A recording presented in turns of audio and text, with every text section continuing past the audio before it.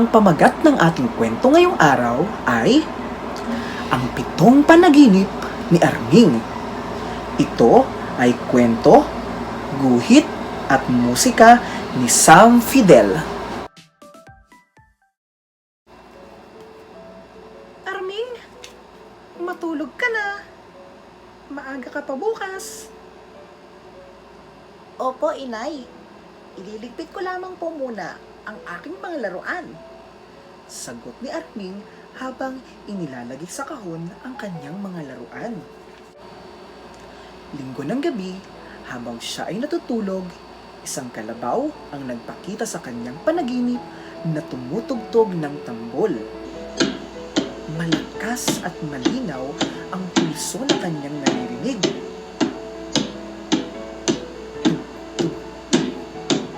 Tuwang-tuwa ang tama raw sa pagtugtog.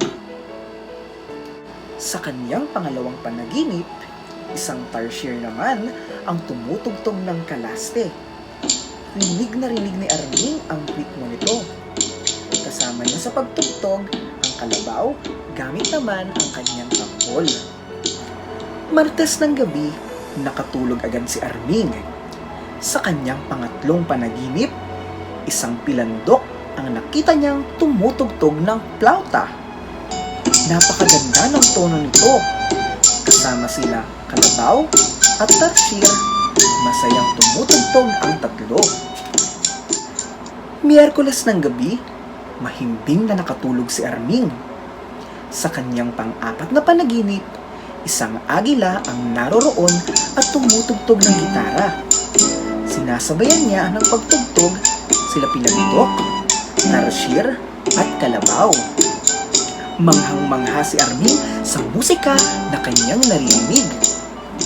Huwebes ng gabi, mabilis na nakatulog si Arming.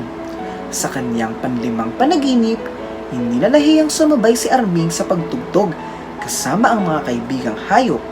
Masiglang umawit si Arming.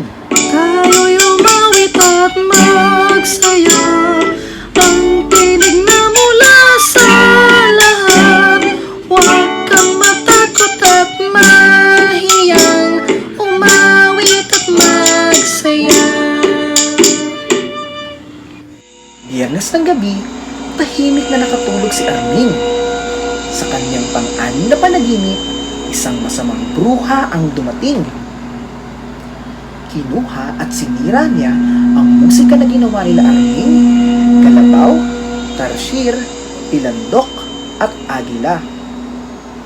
Ayokong marinig ang inyong awit! Galit na sinabi nito. Nalungkot ang lahat sa nangyari. Sabado ng gabi, dali-daling natulog si Arming. Alam niya na mayroon siyang misyon. Sa kanyang pang-7 panaginip, hinikayat ni Arming ang mga kaibigang hayop na ibalik ang kanilang musika.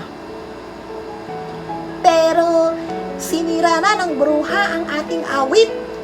Reklamo ni Pilandok. Oo nga, may babalik ba natin yun? Tanong naman ni Tarsier. Anong gagawin natin? Tanong nila Agila at Kalabaw. Tayo ang lumikha ng musika ngayon. Naniniwala ako na kaya nating ibalik ito. Huwag tayong sumuko. Matapang na sagot ni Arming. Inihanda nila ang kanilang mga instrumento. Masaya nilang sinimulan ng pagtugtog at masiglang umawit si Arming. Nagulat at natakot ang bruha sa ipinakita ng magkakaibigan. Wala na siyang nagawa. Dali-dali siyang umalis. Tuwang-tuwa ang lahat. Nangako silang gagawa pa ng maraming musika at masiglang tugtugan at awitan. At siya nagtatapos